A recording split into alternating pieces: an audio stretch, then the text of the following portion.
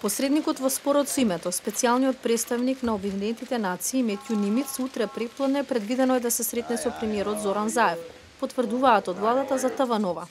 Според информациите, Нимиц има засебна средба и со шефот на македонската дипломатија Никола Димитров.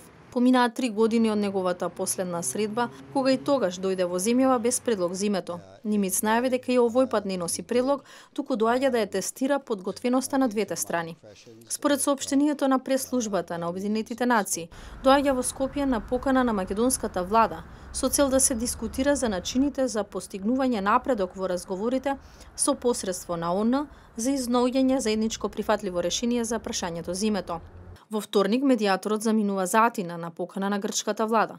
Познавачите сметаат дека Нимиц прво доаѓа во Скопје да ги сослуша идеите на новата влада, да даде одредени рамки за можно решение и потоа во Атина да ги пренесе сигналите за тоа што тој смета дека е прифатливо за македонските власти. Министерот за надворешни Никола Димитров во интервју за регионалната телевизија N1 на новинарско прашање дали смета дека спорот со името ќе се реши во текот на мандатот на неговата влада, вели дека прашањето не може да се реши преку ноќ и оти е потребен национален консензус. Димитров ја најави посетата на Коцијас во август. Well, the response was that they are not willing to let us in under the provisional UN reference.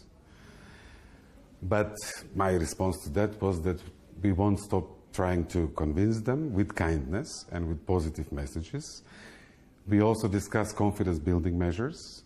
We added more meat to this structure, and there will be a return visit by the end of August by Minister Kotsias. We also have to work domestically, because this issue is of profound importance for the identity of Macedonia, needless to say.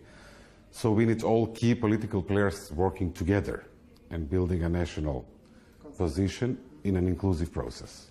Новата влада изрази надеж за влез на земјава во НАТО под референцата поранешна Југословенска република Македонија и паралелно решавање на прашањето за името, но грците имаат консенсус по тоа прашање. Прво решение, потоа членство.